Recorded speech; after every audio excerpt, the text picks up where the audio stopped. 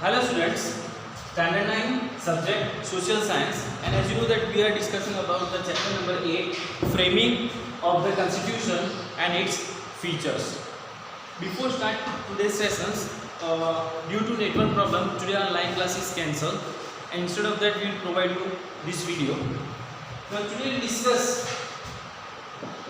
basic features of constitution, and as you know that this is a 4 marks question and total 14 point is there. We are familiar with that. Total 14 basic features of the constitution is there. In video number 1 or in session 1 of that basic features of the constitution, we discuss 1 to 4 point, then 5 to 8, and remaining points of the features of the constitution today we will discuss. So let's recap that what we have done in our last videos. In last video we talk about that basic features of the constitution. In that 5th number we talk about that unified arrangement during crisis, that we have discussed. Now what is unified arrangement during crisis? So as you know that is instead of that simply we can say emergency is declared by the president of our country, but which kind of emergency and when it will be declared? So total 3 emergency can be declared in our country. First one is national emergency. National emergency can be declared during the time of war, battle, or you can say external attack of other countries or armed rebellion of our countries. So at that time the presidents of India declare the national emergency throughout the country. So that is called first national emergency. Second one is that we can say constitutional emergency. Due to law and order breakdown, a state cannot function according to constitution, or you can say the state is out of control. So at that time the president of India can declare the constitutional emergency. That is the second emergency. And third one is that financial emergency, that we can say due to increase in the prices, there is a monetary value erosion. It means due to price rises, the you can say price rises are the values of the prices are erosion, and due to increase in the monetary measures. So at that time the president of India can declare the you can say financial emergency. After that we discuss about the parliament system. In the point number 6 we have discussed about that parliament system. Now in parliament system, if you remember that first of all we discussed that India has a parliamentary system of government. Our parliament is a bicameral. It means it has 2 houses, upper house and lower house. So upper house is called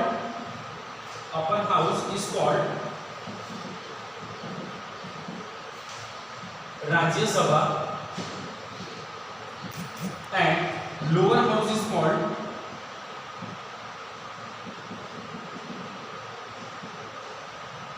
Lok Sabha. Now we know that Rajya Sabha and Lok Sabha, these are the 2 important house of our parliament. Now in the entire nation, you can say the work was carried out in the name of president at the national level, and in the state in the name of governor. It means, but the actual administrative head of the country is considered that prime minister and chief minister. After that we have discussed about it. The term and duration of Rajya Sabha member is 6 years, and here Lok Sabha 5 years. In Rajya Sabha there are total 250 members, but 238 elected by the you can say majority of the members, and 12 members are elected by the president of India, those who are well expert and experienced in their particular field. And Lok Sabha elections, you know that after every 5 years the election is held in our country. Now the head of the Rajya Sabha, or you can say the leader of the Rajya Sabha, is called vice president of our country, and the head of the Lok Sabha is called the prime minister. Now that we have discussed, after you can say the power of the Rajya Sabha are less compared to the Lok Sabha, because which is special, superior and decisive.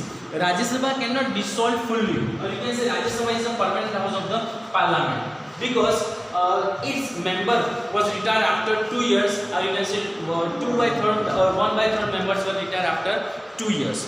So this is the parliamentary system that we have discussed. Afterwards, 7 number point is that independent, impartial judiciary. In our country, there is judicial pattern like that. The Supreme Court is at the top, then High Court of particular states, or even 2 states having their, you can say, common High Court also. For example, Punjab and Haryana will be having their common High Court in Chandigarh. Now, so the particular High Courts will be there. Then after you can say sequence, district court, then taluka court, and then subordinate courts. But the decision is given by the Supreme Court is binding to all the courts. That we have discussed, and the Supreme Court can review the decision given by the any court or any lower court. Now, the Supreme Court is the protector and guardian of the Constitution that we have discussed. And point number 8, amendment in the constitutions. Amendment means, students, we know that the word amendments is called changes. So how can we change our constitution? We cannot change our constitution, but compared to other countries, the constitution of India is dynamic. Our constitution can be amended as and when required. As and when required. Look at the word. So we can add some of the words, or we can make a changes in that. But there are certain provisions for that. There are total 3 ways to change the amendments in the constitutions. First one is that by simple majority of the members of the parliament. Second change, we can make the change according to that 2/3 majority. Simple majority, even though we can say 2/3 majority concerning the 50% of state also. It means that is the third number change. First one is simple majority, second one is 2/3 majority, and third one is called 2/3 with a special 50% state, you can say permission is required. That is also we have discussed. So now today's topic will start, and that is the number 9. Basic features of the Constitution. In that, number 9, universal adult suffrage. Number 9, universal adult suffrage. Now student, very simple. Universal adult suffrage is the, you can say, have a adult suffrage which is flexible. Flexible in the sense, you can say, according to this, any citizen of our country who is 18 years or above 18 years who are eligible for the election or cast the vote, they can vote without any kind of discrimination, or you can say force. Now, any discrimination of education, property and economic standard also. So universal adult suffrage means what? Any citizen of our country can give a vote without any kind of discrimination. That is number 9. Now, number 10. What is the basic features of the Constitution? Number 10 is secularism. You know that this word is already familiar. We learn this word secularism. In Gujarati it is called bin sampradayikta. We know that therefore the state cannot discriminate any citizen on the basis of religion. On the basis of religion, the state as well as the country cannot, you can say, discriminate any person. Now it means what? You can say the state has to be absolutely impartial and neutral in the respect of religion. Only secular state can offer the proper equal. It means secularism means what? Each and every person should be having the power to or follow his or her, you can say, choice of religion. State cannot permit or cannot celebrate any particular religious functions or celebrations. That is why you also know that India is a secular country also, we can say. Secularism, it means bin sampradayikta, we know about that. Number 11 is that judicial review.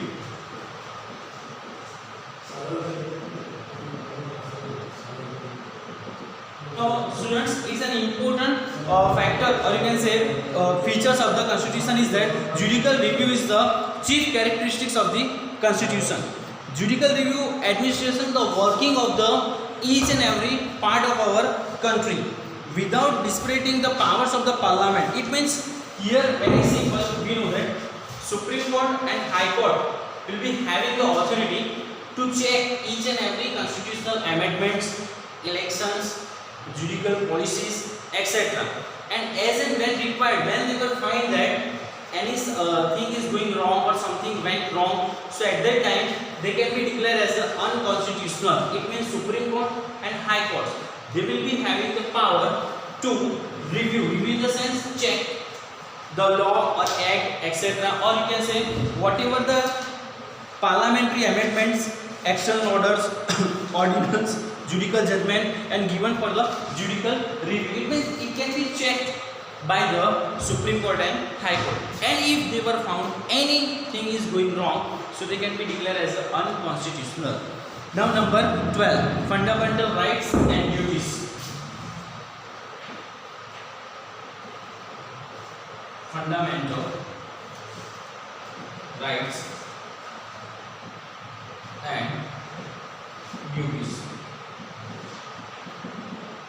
Now first of all we know that constitutions provide us the fundamental rights to live a dignified life. You know that students, we will be having both the things, right as well as duties. First of all, you know that how many fundamental rights we have. So total 6 fundamental rights is provided by the Constitution of India to us. That we will learn in detail in chapter number 9 also. But right now we just take a glance that rights which provide by the Constitution of India to us. First of all, right to equality. We will be having to rights of equality. Equality should be maintained. No person will be superior than you, or no one can be discriminated and you can say deprived for any, you can say, rights. Second one is that right to freedom. Each and everyone has a freedom. Right now no one can be ruled by anybody also. So right to freedom is also given by the Constitution. Third one is right against exploitation. That is the important, we can say, right given by the Constitution.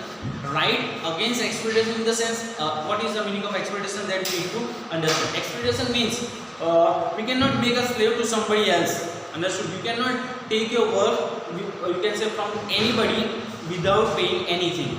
So when it will be happen, so you can go against that. That is called right against exploitation.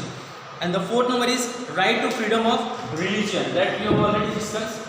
Secularism, it means each and everybody has to follow their own religion. Number 5 is that cultural and educational rights. It means everybody has their own culture. They can live, you can say, along their culture or community, and the education is their most required right. And that is why government makes the, you can say, primary and compulsory educations up to the age of 6 to 14. So every student, or you can say every citizen of our country, should be educated. Now number 6 is that right to constitutional remedies. Number 6 and most important right, because these rights permit us that if anything going wrong with us, we can go to the court. That is the number 6 right. Right to constitutional remedies. And that is why Dr. Baba Saheb Ambedkar suggests that right to constitutional remedies is the soul of the Constitution. Now that is, we have talked about fundamental rights. Now duties, you know that we have rights. Now we also perform certain duties towards our nations. Sir, how many duties we have to perform?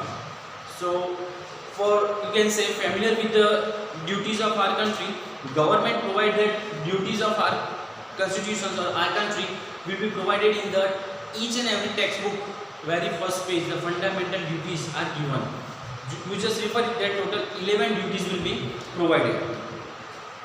So that is number 12. Now we will discuss 13 number, directive principle of state policy.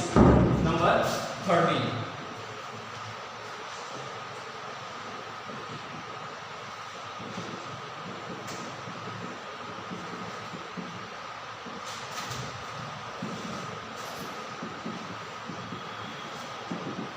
Now, directive principles of state policy in the sense protection of people, security and welfare should be carried out by the state. It means we know that our protections, our security is in the hands of our government. So here the principle provides directions of the state government, or you can say central government. It's a one kind of suggestion. Understood? It's a one kind of suggestion. It's not forced to government to follow it. That is why it is called principles. It means it is not compulsory, it is a mandatory. It means certain rights, or you can say certain freedoms also, which is provided in the directive principles. It is not compulsory. That is why it is a one kind of, you can say, principles that is not compulsory to binding to government. Now number 14,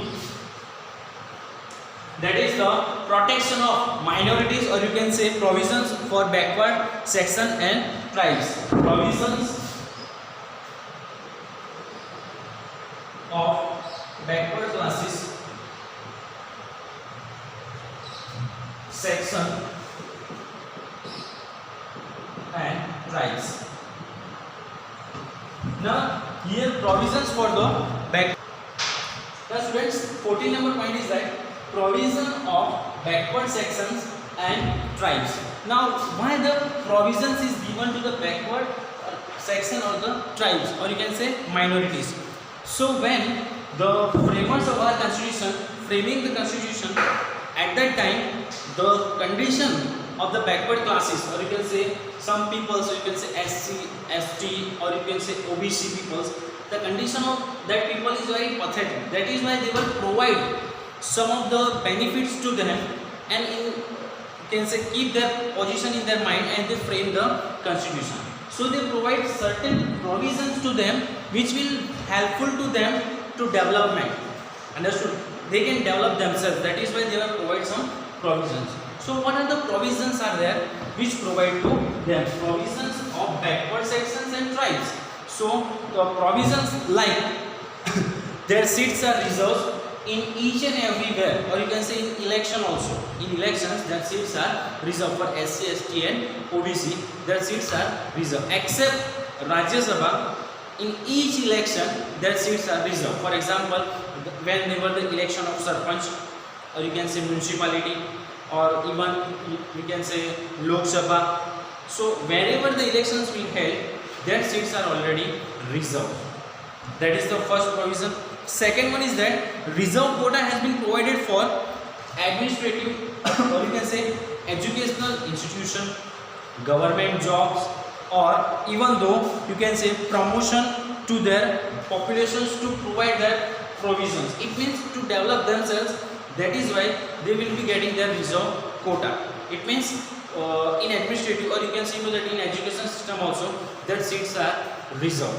For example, whenever you complete your higher studies, understood, for example higher secondary, and whenever you reach to take the admission into the college or somewhere else, so their seats are already reserved for SC, ST and OBC. So that is the one kind of provision. Even though they will be getting the relaxation in their merit as well as relaxation in their age limit also. So this is the provisions that government has to provide to them. Afterwards, even though they will be getting the scholarship, you know that scholarship, the word, it means that whenever they are going to take the, you can say certain courses, or you can say for the educational institution, they are getting the scholarship from the government. It means they are, you can say, provide from the fees. They do not have to pay any kind of fees for that. Now students, here we have completed our chapter number 8, framing of constitution and its features. So in our next sessions we'll talk about chapter number 9, but today we just take a glance total basic features of the constitutions, so you can just take a one kind of revision of it. Now basic features of the constitution I will write here beside of it also, so you can understood. First one is written document.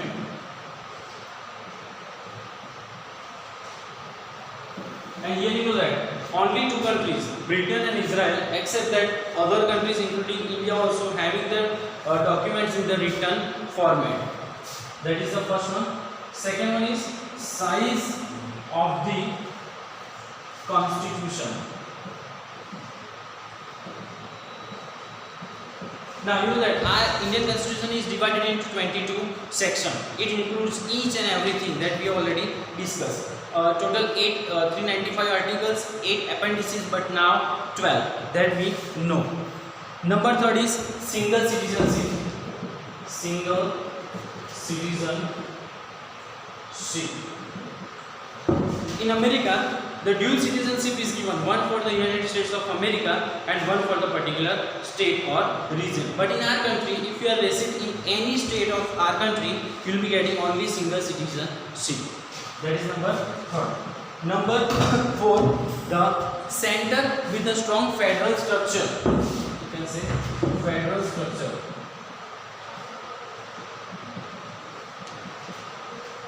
Now federal structure means we know that we have two kinds of government, state government and central government. Now they are working according to them, and that is why their work should be allotted. For example, union list, state list and concurrent list. If you remember that in union list total 97 subject, state list total 66 subject, and concurrent list having 47 subjects. Then after number 5, today that we have already discussed unified arrangement during crisis, 3 kinds of emergencies: national emergency, constitutional emergency and financial emergency. Then number 6, parliamentary system, that is we have already discussed 2 kinds of 2 houses, upper house and lower house, Rajya Sabha and Lok Sabha. Number 7, independent and impartial judiciary, one kind of form that I will write over here. Number 5, that is unified arrangement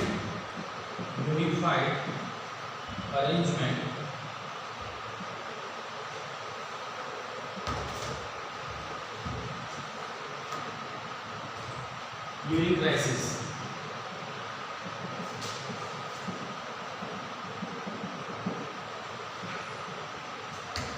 Number 6, parliamentary system.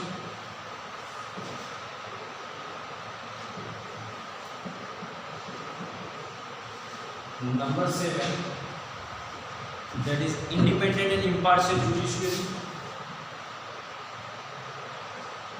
Independent and impartial judiciary. And number 8, amendments in the constitution. So total 14 points are there, but in exam it will never ask that you write 14 features of the constitution. In exam maybe it will ask in the form of like that, write any 5 features of the constitution. Understood? So you need to prepare 14 points. Understood? So whenever it will ask for any marks, for example 2 marks, 3 marks or 4 marks, we are able to write the answer. For example, in 2 marks they will ask like that, single citizenship and size of the constitution are the basic features of the constitution, explain the statement. So at that time you need to write only 2 features of the constitution. In 3 marks they will ask about write any 5 or 4 features of the constitution. At that time also you can write, and in 4 marks no need to write all 14 points. Understood, students? So here we completed the chapter. Send your homework regularly in given time limit. Thank you.